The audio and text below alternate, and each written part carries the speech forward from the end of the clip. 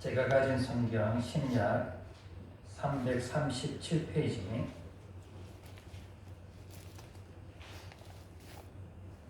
디모데전서 1장 3절에서 11절까지 말씀을 교독하도록 하겠습니다.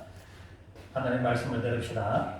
내가 마게도냐로 갈 때에 너를 권하여 에베소에 머물라 한 것은 어떤 사람들을 명하여 다른 교훈을 가르치지 말며 신화와 끝없는 족보에 몰두하지 말게 하려 함이라. 이러한 것은 믿음 안에 있는 하나님의 경륜을 이루고자 우리와 변론을 내는 것이라. 이 교훈의 목적은 청결한 마음과 선한 양심과 거짓이 없는 믿음에서 나오는 사랑이거늘 사람들이 이에서 벗어나 어떤 말에 빠져 율법의 선생이 되려 하나 자기가 말하는 것이나 자기가 확정하는 것도 깨닫지 못하는도다. 그러나 율법은 사람이 그것을 정확하게만 쓰면 선한 것임을 우리는 아노라. 알 것은 이것이니 율법은 옳은 사람을 위하여 세운 것이 아니요 오직 불법한 자와 복종하지 아니하는 자와 경건하지 아니한 자와 죄인과 거룩하지 아니한 자와 망령된 자와 아버지를 죽이는 자와 어머니를 죽이는 자와 살인하는 자며 음행하는 자와 남색하는 자와 인신매매를 하는 자와 거짓말하는 자와 거짓 맹세하는 자와 기타 다른 교훈을 거스르는 자를 위함이니. 함께 읽겠습니다. 이 교훈은 내게 맡기신 바 복되신 하나님의 영광의 복음을 따름이니라. 아멘. 여사람과 인사하겠습니다. 오늘 찬양 천국에 대해서 찬양을 드렸는데 여사람과 인사해 우리 꼭 천국 갑시다. 시작. 우리 꼭 갑시다. 한 번 더 인사하겠습니다. 말씀이 은혜 많이 받으시기를 바랍니다. 말씀이 은혜 많이 받으시기를 바랍니다. 4년 전부터 복음서를 시작을 해서 사도행전으로 넘어왔습니다. 사도행전을 공부하면서 바울의 1차, 2차, 3차 전도 여행을 따라서 가면서 이제 전도 여행을 하다가 다른 지역에 다른 교회에 바울이 편지를 보내죠. 그 서신서들을 함께 공부하면서 쭉 지내왔습니다. 그리고 이제 사도행전 28장 30절에 보면은 바울이 로마 감옥에서 2년 동안 지내게 되죠. 로마 감옥이 있지만은 복음은 더 힘있게 전파되더라 하면서 사도행전이 마무리됩니다. 바울이 2년 동안 로마 감옥에서 지내면서 여러 교회에 편지를 보내죠. 그것을 옥중서신이다 라고 말을 합니다. 골로새서, 빌레몬서, 에베소서, 지난주까지 빌립보서를 우리가 공부를 했습니다. 이제 바울이 기록한 서신서 중에 3개가 남았는데 디모데 전후서와 디도서입니다. 바울은 로마 감옥에 2번 들어갑니다. 처음 로마 감옥에 2년 동안 지내면서 옥중서신을 기록합니다. 그리고 석방된 후에 이른바 4차 전도 여행을 다닙니다. 물론 성경에는 나와 있지 않습니다. 4차 전도 여행을 가는데 이때 디모데는 어디 있었냐 하면은 에베소 교회에 파송되어서 목회를 하고 있었습니다.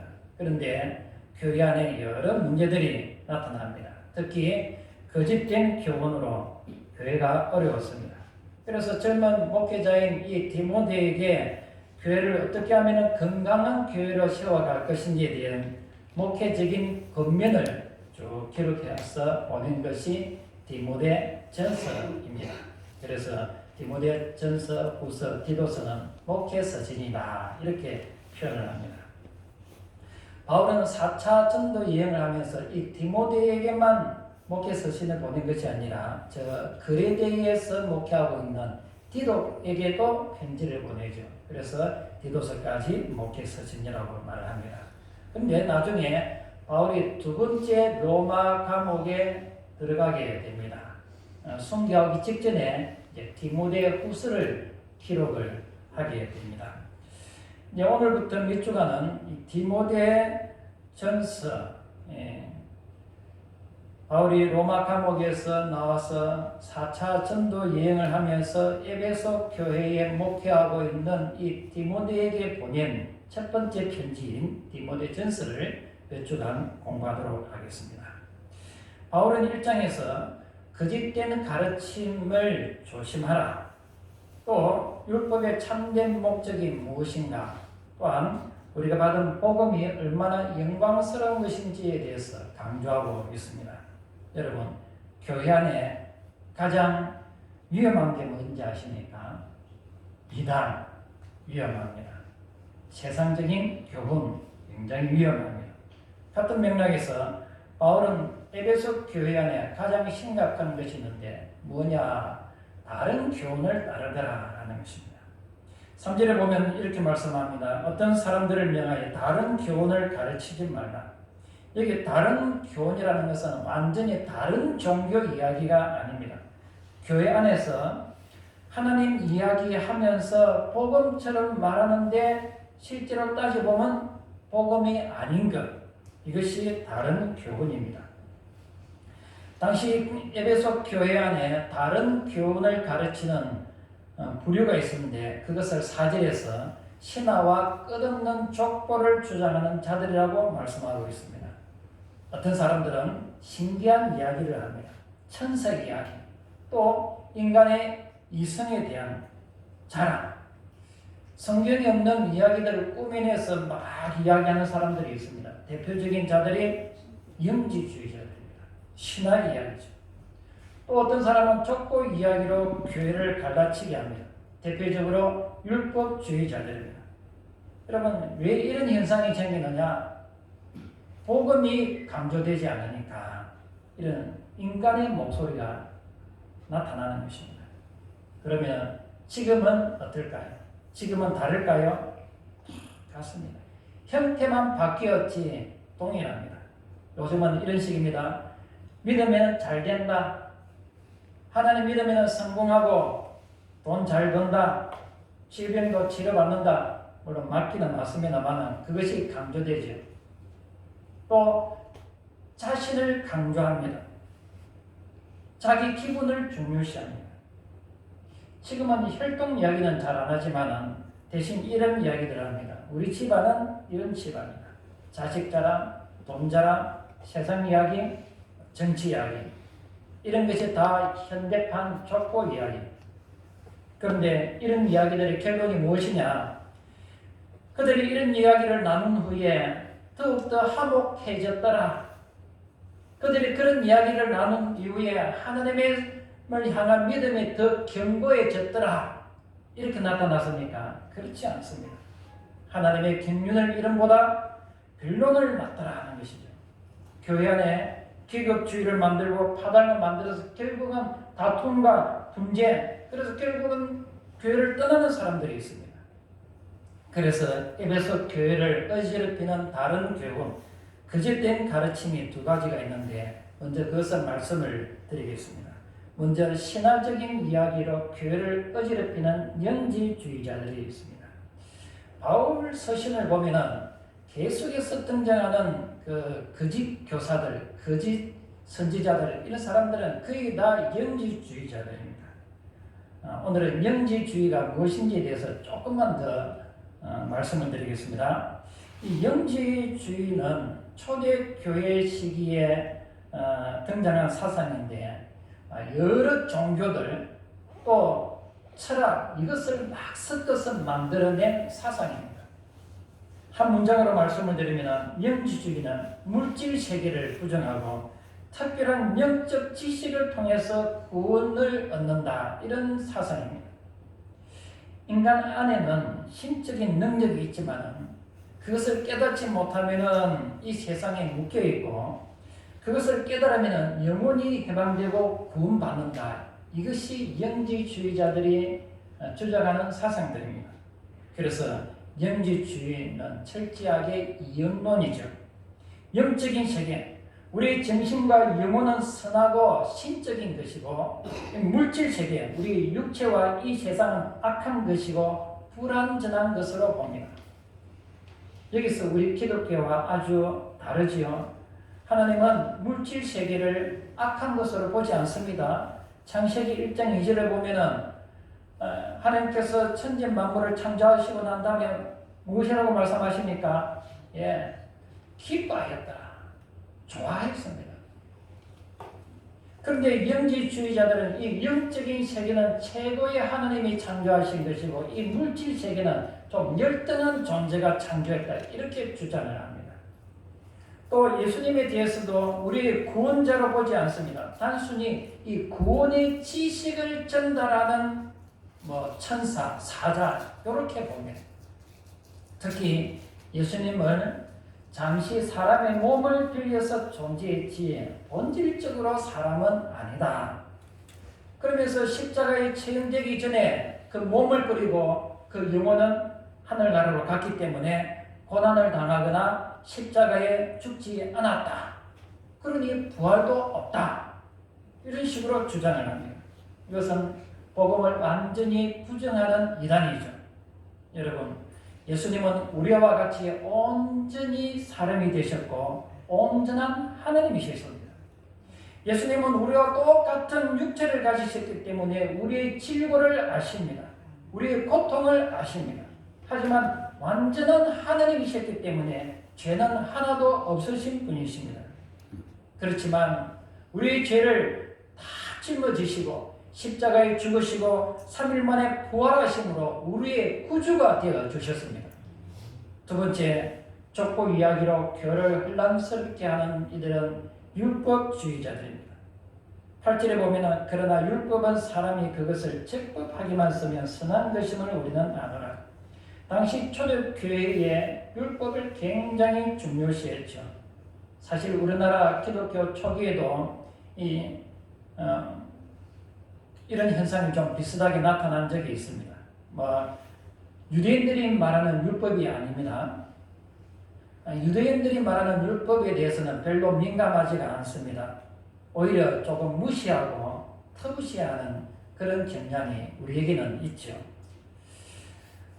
율법을 지킨다고 구원을 받는 것은 아닙니다. 그러나 율법도 예수님을 믿게 하는데 아주 유익한 수단이 된다는 것을 알아야 됩니다. 왜냐하면 율법은 우리가 죄인이라는 것을 깨닫게 하는 기능이 있습니다.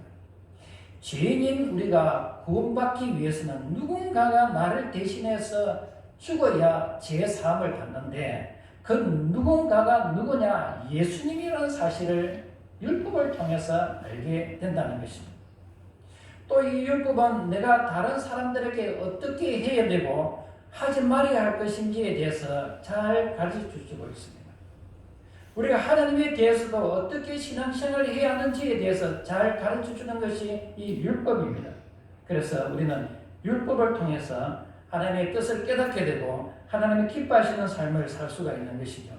그런데 이 율법주의자들은 마치 율법을 지키지 않으면 구원을 받지 못하는 식으로 말을 합니다. 누가 이런 주장을 하느냐? 유대교에서 기독교로 개종한 사람들입니다. 쓸데없는 족보에 몰두해서 변론을 만들어냅니다.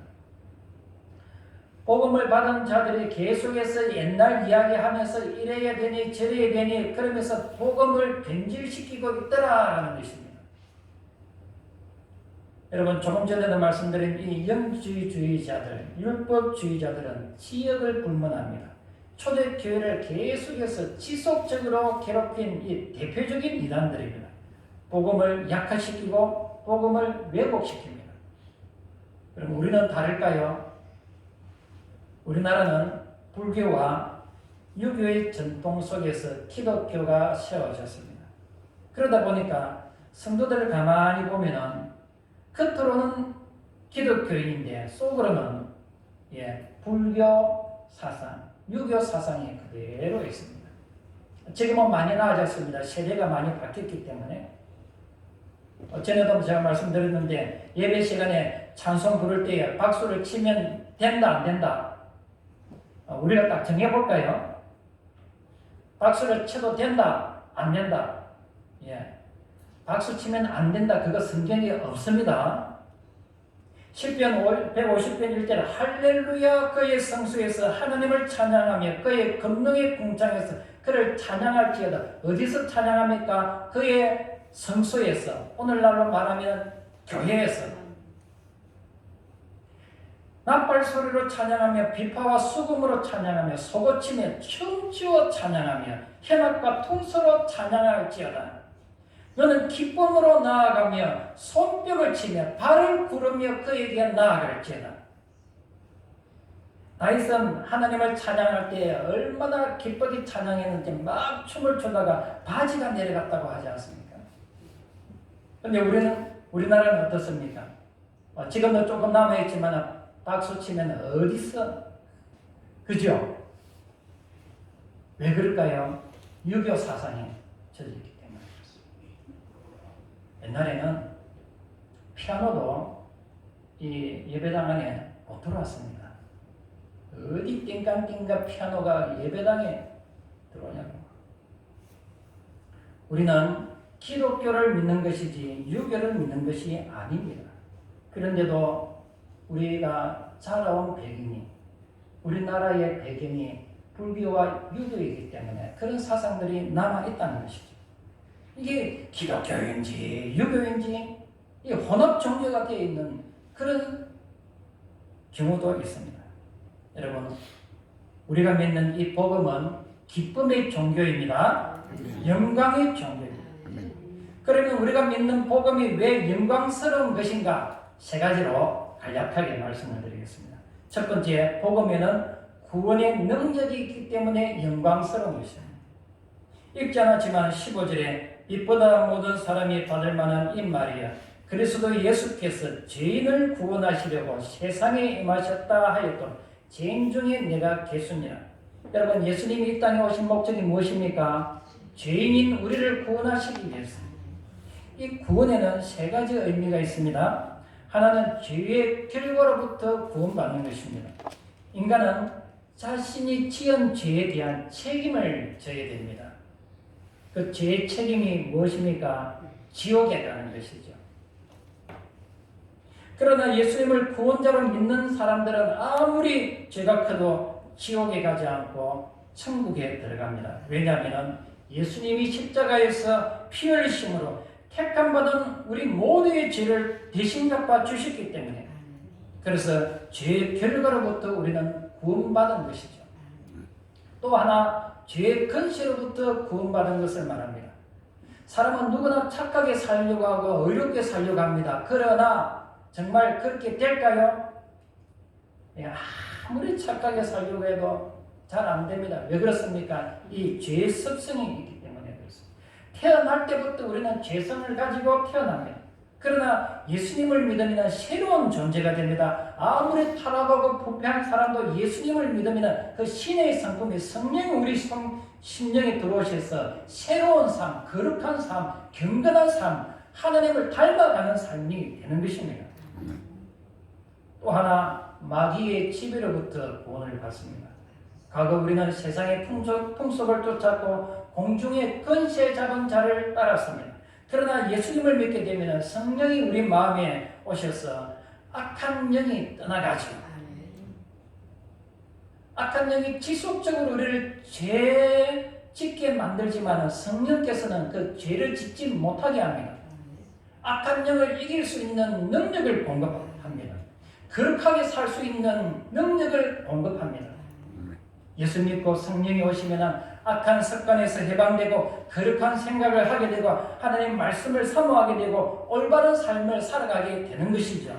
그러므로 구원이라는 것은 지옥에서 해방되어 천국 가는 것이고 타락한 삶에서 해방되어 거룩한 삶을 살게 되는 것이고 악한 영에서 해방되어 성령의 인도하심을 따라서 하나님의 복을 누리고 사는 것이 이 구원인 것입니다. 그래서 우리는 이 복음이 영광스러운 것이죠. 여러분, 우리를 죄로부터 악한 영의 권세로부터 지옥의 권세로부터 구원한 이 영광스러운 복음을 우리에게 허락하신 이 삼위 하나님께 감사할 수 있기를 주님의 이름으로 축원합니다. 두 번째, 복음에는 예수 그리스도의 능력이 나타나기 때문에 영광스러운 것입니다. 바울을 보십시오. 과거 바울은 교회를 박해했던 사람입니다. 예수 믿는 사람들을 잡아서 죽이는 데 앞장섰던 사람입니다. 그러나 다메섹 도상에서 예수님을 만남으로 예수님을 대적하던 자가 예수님을 위해서 복음을 전하는 위대한 선교사가 되었습니다. 삭개오는 세리장이었죠. 탐욕과 부정으로 사람들에게 미움을 받던 죄인이었습니다. 그러나 예수님을 만난 이후에 가난한 자들에게 자기 자신의 그 재산을 절반이나 나누어주는 탐욕스러운 자가 나누는 자가 되었습니다. 니키 크루즈라는 사람이 있습니다. 이 사람은 미국 뉴욕의 조직폭력배의 두목입니다. 그의 삶은 살인과 폭력과 정으로 가득 찬 삶이었습니다. 그러나 전도자 데이비스 윌커슨 목사님을 통해서 예수님을 믿게 되었습니다. 그리고 수많은 청소년들에게, 수많은 조직 폭력배들에게 복음을 전하는 전도자의 삶을 살게 되었습니다. 도끼로 일가족 6명을 무참히 죽인 고재봉이라는 사람을 우리는 잘 알고 있습니다. 이 고재봉 씨가 감옥에서 예수님을 믿고 책을 기록했지요. 책 제목이 고목의 샘물이 흐르고, 자기 인생은 고목처럼 바짝 마른 인생이었는데 예수 믿고 난 다음에 하나님의 사랑을 알게 되고 마른 눈에 눈물이 보이고 진리를 알게 되고 거룩함을 사모하게 되었더라 하고 고백하고 있습니다. 이와 같이 예수 그리스도의 복음은 사람을 변화시키는 능력이 있습니다. 예수 그리스도의 복음은 신분과 성격과 과거를 가리지 않고 사람의 본질을 바꿔놓는 그런 능력이 있습니다. 이 복음의 능력이 저와 여러분을 마귀의 종에게서 하나님의 자녀로 변화시키는 것입니다. 이 복음의 능력이 저와 여러분을 지옥에서 저 천국으로 인도하는 것입니다. 그래서 이 복음은 영광스러운 것이죠. 마지막 세 번째, 복음은 사랑의 열매를 맺기 때문에 영광스러운 것입니다. 여러분 5절을 다 같이 읽어볼까요? 5절 시작. 이 교훈의 목적은 청결한 마음과 선한 양심과 거짓이 없는 믿음으로 나오는 사랑이거든요. 예, 이 사랑이 어디서 나온다고 말씀하고 있습니까? 청결한 마음과 선한 양심, 거짓이 없는 믿음에서 나온다고 했습니다. 여기 중요한 것은 하나님께서 우리에게 주신 복음은 단순히 지식을 쌓아가는 것이 아니라 우리 안에서 사랑의 열매를 맺게 하려는 목적이 있다는 것을 알아야 됩니다. 만약에 우리가 신앙생활을 오래 했는데도 마음이 여전히 탁하고 양심이 무너지고 믿음은 겉모습만 머물러 있다면 그것은 복음을 들은 것이지 복음으로 사는 것이 아닙니다. 11절을 보면 이 교훈은 내게 맡기신 바 복되신 하나님의 영광의 복음을 따름이니라. 왜 복음이 영광스럽다고 말씀하느냐? 그 내용이 위대했으냐? 예, 맞습니다. 그러나 그것만이 아닙니다. 그 복음이 사람을 변화시키기 때문에 그렇습니다. 더럽던 마음이 깨끗해지고 무뎌졌던 양심이 살아나고 형식적인 믿음이 진실해지고 그 결과로 하나님의 사랑을 닮아가는 그 사랑이 흘러 넘쳐가는 이 복음의 목적은 하나님의 진실한 사랑이 이 복음을 통해서 증거되는 것이죠. 그래서 영광스러운 것입니다. 여러분, 세상에는 지식이 많습니다. 도덕도 있고 철학도 있습니다.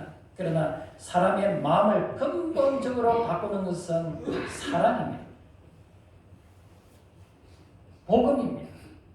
복음에 나타난 하나님의 사랑. 이 사랑을 깨달으니까 미워하는 마음이 사랑의 마음으로 바뀝니다. 이기적인 사람이 나누게 되고 무관심하는 사람이 다른 사람을 섬기게 됩니다. 이것이 바로 복음의 영광이죠. 그러므로 우리는 우리 자신에게 물어봐야 됩니다. 나는 복음을 알고 있는가? 라는 질문을 넘어서서 내 삶에 복음의 열매, 사랑의 열매가 나타나고 있는가? 이것을 나에게 물어봐야 됩니다. 내 삶에 복음의 열매, 사랑의 열매가 나타나지 않는다면 어쩌면 내가 복음을 제대로 받지 못했다라고 생각합니다. 반대로 사랑이 있다면 내가 복음을 따라 살아가고 있는 것이죠. 여러분 청결한 마음을 구하십시오. 선한 양심을 지키십시오. 거짓 없는 믿음에 서십시오. 그럴 때에 우리 삶 속에서 자연스럽게 하나님의 사랑이 흘러 넘치게 되는 것입니다. 바로 그런 사람이 바로 그것이 하나님의 영광의 복음을 증가하는 삶이라는 것입니다. 바로 그는 복음의 열매인 하나님의 사랑이 여러분 삶 가운데 나타나서 여러분이 가는 곳마다 믿는 사람들이 주님께로 돌아오는 놀라운 복음의 통로가 되기를 주님 이름으로 축원합니다. 말씀을 맺겠습니다. 영광의 복음은 사람을 살립니다. 영광의 복음은 죄인을 변화시킵니다. 영광의 복음은 진실한 사랑을 만들어냅니다. 이미 우리는 하나님의 영광의 복음으로 복을 받은 사람입니다. 이 영광의 복음을 따르는 복 있는 자가 되었습니다. 그러므로 우리 모두가 다른 교훈에 미혹되기보다는 하나님의 영광의 복음을 따라 살아갈 뿐만 아니라 하나님의 사랑의 열매를 맺어서 많은 사람들에게 이 복음을 전가하는 저와 여러분의 삶이 되기를 주님의 이름으로 축원합니다. 아멘.